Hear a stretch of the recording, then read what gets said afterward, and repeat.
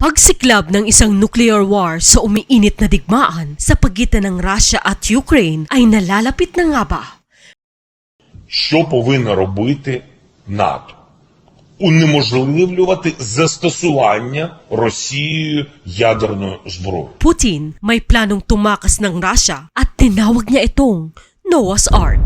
Sa video na ito ay aalamin natin ang planong pagtakas ni Putin at saang bansa nga ba siya pupunta para magtago.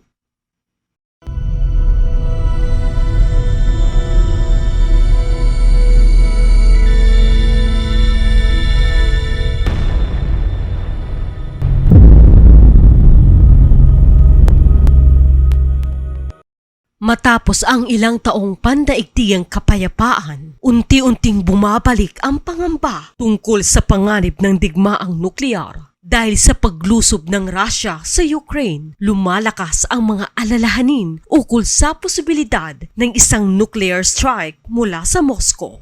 Simula nang sinimula ng Russia ang kanilang pananako, patuloy nang nagbibigay ng mga banta ng nuclear si Vladimir Putin at ang kanyang mga kaalyado. Dahil dito, napilitang magbabala ang mga opisyal mula sa iba't ibang bansa sa Western world tungkol sa tunay na banta mula sa Russia. Ang pinakahuling Western leader na nagbabala tungkol sa posibilidad ng digmaan nuklear ay si Sarah Wagenknecht, isang miyembro ng Parlamento ng Alemanya at pinuno ng Sarah Wagenknecht Alliance Reason and Justice Party o BSW. Nagbabala si Wagenknecht sa isang panayam sa Funka Media Group na ang hidwaan ng Ukraine ay maaaring humantong sa isang nuklear na labanan sa pagitan ng Russia at NATO, kung ang alyansa ng mga bansa sa kanluran ay magiging bahagi ng sigalo. Ayon kay Wagenknecht, kung magiging bahagi ng hidwaan sa Ukraine ang NATO, darating tayo sa puntong isasagawa ng Russia ang isang pag-atake sa mga pasilidad militar sa teritoryo ng NATO. Binigyan diin ni Wagenknecht na nagpapadala ang Russia ng mga senyales na ayaw nitong magkaroon ng hukbong Amerikano sa kanilang mga hangganan. Dagdag niya, maraming politiko sa kanluran ang nagsabi na ang pagpayag sa mga Ukrainians na isama ang kanilang bansa sa mga istruktura ng NATO ay hahantong sa digmaan. Mahalagang tandaan na si Sarah Wagenknecht ay tinaguriang makarasya ng ilang mga pahayagan at ang kanyang left-wing populist na partido na BSW ay tinukoy ng German news agency na DW News bilang isa sa mga pinakamatalik na kaibigan ni Putin sa Alemanya. Ayon sa DW News, ang Sarah Wagenknecht Alliance ay matinding kritiko ng anumang pakikidigmang militar na nakasaad sa kanyang manifesto na ang digmaan ay nagpapalaganap ng takot at nagdudulot ng kawalang estabilidad. Dagdag pa rito ay sinisisi ng BSW ang NATO at Estados Unidos para sa digmaan sa Ukraine. Kung papayagan nga bang sumali ang Ukraine sa NATO ay isang naging usaping pinagtatalunan sa hanay ng maraming defensive alliance allies. Ang ilan ay itinutulak na tanggapin ang Ukraine sa alyansa. Samantalang ang iba naman ay nag-aalala na ang hakbang na ito ay maaaring mag-udyok sa Russia. Noong Hulyo 2024, idiniklara ng 32 member state ng NATO na ang Ukraine ay nasa hindi na mababaling landas patungo sa pagsali sa defensive alliance. Ayon sa Associated Press, ang kinabukasan ng Ukraine ay nasa NATO, pahayag ng mga kasapi ng alyansa. Patuloy naming susuportahan ang hindi na nababaling landas nito patungo sa ganap na Euro-Atlantic na integrasyon, kabilang ang pagiging miyembro sa NATO. Dagdag pa sa pahayag, gayunpaman, kamakailan ay nangako ang punong ministro ng Slovakia na si Robert Fico na pipigilan ang pagsali ng Ukraine sa NATO. Hanggat ako ang namumuno sa gobyernong Slovakia, ituturo ko sa mga MP na nasa ilalim ng aking kontrol bilang chairman na huwag kailanmang sumang-ayon sa pagsali ng Ukraine sa NATO, sabi ni Fico sa isang programa sa Slovakia. Nagpakita rin ng pagkapuot ang Hungary sa Ukraine sa konteksto ng relasyon ng Kiev sa alyansang ito. Noong Mayo 2024, ipinahayag ng Hungary na nais nitong huwag makakuha ng tulong mula sa NATO para sa Kiev. isang kondisyon na sinang-ayunan ng pangkalahatang kalihim ng NATO noong Hunyo 2024. Madalas na iginit ng Pangulo ng Ukraine na si Volodymyr Zelensky na isang mahalagang bahagi ng anumang hinaharap na kapayapaan sa Russia ay ang pahintulutan ang Ukraine na sumali sa NATO. Gayunpaman, ito ay isang isyu para kay Putin na binanggit na nais niya ang kabaliktaran na patakaran sa isang hinaharap na kasunduan para sa kapayapaan. Noong Hunyo 2024, inilatag ni Putin ang kanyang mga kondisyon para sa isang tigil putukan sa Kiev sa isang pulong kasama ang mga embahador ng bansa. Kasama sa mga kondisyong ito ay ang mga pag-atras ng Ukraine mula sa mga bagyang okupadong rehiyon ng Donetsk, Luhansk, Kherson at Zaporizhia, pati na rin ang pagsuko ng Ukraine sa mga ambisyon nitong sumali sa NATO. Bagaman walang katiyakan kung kailan mangyayari ang nuclear war sa pagitan ng Ukraine at Russia, ngunit kung sakaling matalo ang Russia sa digmaan sa Ukraine, malaking problema ang haharapin ni Vladimir Putin. Sumasang-ayon ang mga eksperto na maalis ang Pangulo ng Russia sa kapangyarihan at malamang na kailanganin niyang tumakas mula sa bansa.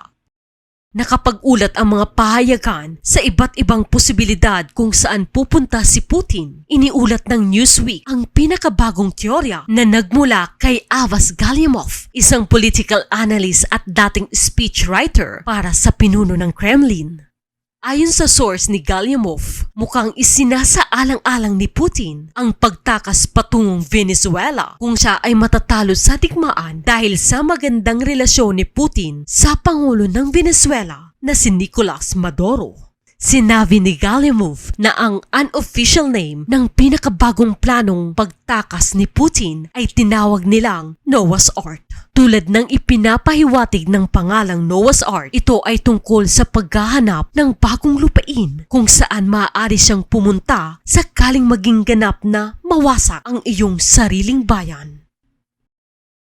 Idinagdag din ni Galyamov na si Yuri Kirillin na siyang Vice President at Chief of Staff ng Russian Energy Company ng Rosneft, ang taong namamahala sa paggawa ng lahat ng kinakailangang kaayusan sakaling kailanganin ni Putin na tumakas patungong Venezuela. Idinagdag pa ni Galyamov sa Telegram na nagbitiw si Kirillin mula sa Rosneft noong tag-init upang 100% na itinalaga ang kanyang sarili sa planong Noah's Ark. Ayon kay Galyamov, si Kirillin ang perpektong kandidato para pamunuan ang Noah's Ark dahil siya ay may American citizenship at magandang koneksyon. Nagtapos siya sa Hayward University sa California at nagtrabaho sa mga mataas na posisyon bilang Director ng Corporate Affairs. Gayunpaman, iniulat ng Newsweek na tila hindi nagbitiw si Yuri Kirillin mula sa kanyang posisyon sa Rosneft dahil patuloy siyang nakalista sa mga site tulad ng The Wall Street Journal bilang pangulo at punong kawani ng kumpanya. Kahit ganun pa man, isang bagay lang ang malinaw: kung matalo ang Russia sa digmaan sa Ukraine, kailangan nang umalis ni Putin sa Russia, ang Venezuela, at ang planong Noah's Ark ay isa lamang sa mga pinaplanong patutunguhan na maaaring piliin ni Putin kung kinakailangan niyang tumakas.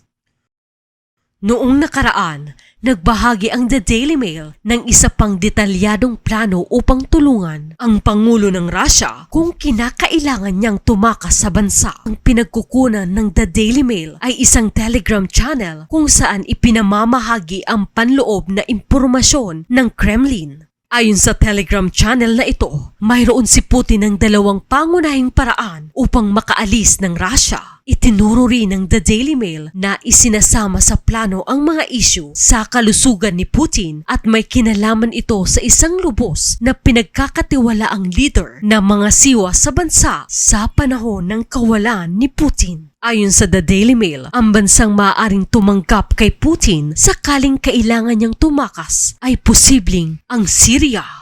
Ang Syria ang pinakamalapit na kaibigang estado ng Russia at ang pinunong diktadorya na ito ay si Bashar al-Assad na naghihintay sa kanya roon na tinutulungan ni Putin sa napakahalagang paraan sa civil war noong 2015. Ngunit may maliit na problema sa planong pagtakas na ito. Anumang paglipad ni Vladimir Putin mula sa Russia patungong Syria ay kailangang dumaan sa himpapawid ng Turkey at ang Turkey ay kasapi ng NATO. Sa sitwasyong ito, kung tatanggihan ng gobyerno ng Turkey ang pahintulot sa eroplano ng Russia na tumawid sa kanilang himpapawid kung saan lulan si Vladimir Putin, ang planong pagtakas ay seryosong makukompromiso. Si Recep Tayyip Erdogan ang magkakaroon ng huling salita na nagpapahirap sa sitwasyon. Sa prinsipyo, pabor ang leader ng Turkey sa pagkakaroon ng magandang relasyon sa Russia. Maraming friendly meeting sina Putin at Erdogan, ngunit mayroon din silang mga hindi pagkakaunawaan sa ilang partikular na issue. Kaya kailangang magtrabaho ng mabuti ang diplomasya ng Russia sa planong pagtakas na ito. Kung ang plano ng Syria ay hindi maitupad ayon sa The Daily Mail, ang isa pang option para sa pagtakas ay ang Iran. Gayunpaman, sa kasulukuyang geopolitical tension sa hinaharap ng Iran, ito na siguro ang isa sa pinaka-desperadong gagawin ni Putin, ang tumakas patungong Iran. Gayunpaman, sa panahon ng kapayapaan, magiging magandang option ang Iran para sa leader ng Russia dahil hindi kailangang tumawid ni Putin sa himpapawid ng NATO o lumapag sa isang bansa na maaaring may kaugnayan sa kanluran. Ayon sa The Daily Mail, sinasabi ng Telegram channel sa prinsipyong kapaki-pakinabang para sa Iran at Turkey na mapanatili ang Pangulo ng Russia sa ekselyo bilang reserba. Gagamitin niya depende sa sitwasyon bilang paghila o bilang isang bargaining chip. Sinabi ng The Daily Mail na nakipag-usap na at nakipag-ayos ang Russian intelligence sa Turkey at Iran tungkol sa mga detalye ng plano ng pagtakas ni Putin kung magkagipitan man.